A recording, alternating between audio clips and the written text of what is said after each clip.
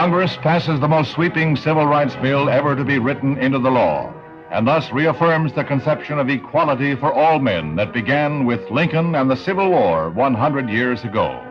The Negro won his freedom then. He wins his dignity now.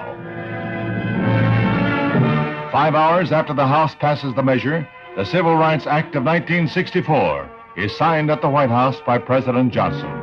Before an audience of legislators and civil rights leaders who had labored long and hard for passage of the bill, President Johnson calls for all Americans to back what he calls a turning point in history. We must not approach the observance and enforcement of this law in a vengeful spirit. Its purpose is not to punish. Its purpose is not to divide, but to end divisions, divisions which have lasted all too long. Its purpose is national, not regional.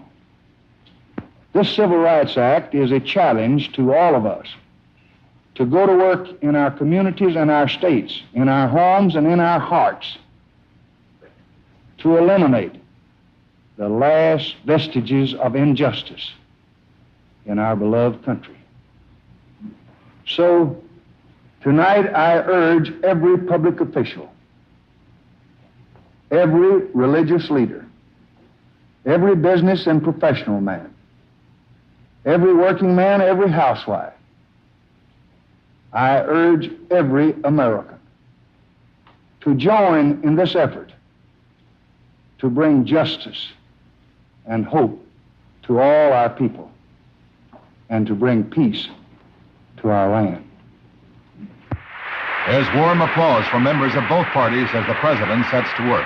It is work. He uses nearly 100 pens to affix his signature and date. Souvenirs go to Republican leader Everett Dirksen and Democratic whip Hubert Humphrey. The president seems to have mastered the art of just touching each pen to the paper.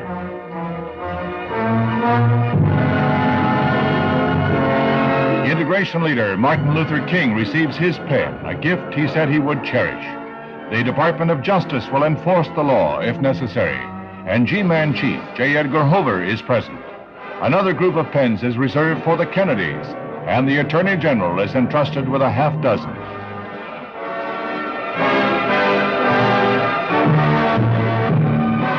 Now, in this summer of 1964, the Civil Rights Bill is the law of the land. In the words of the president, it restricts no one's freedom so long as he respects the rights of others.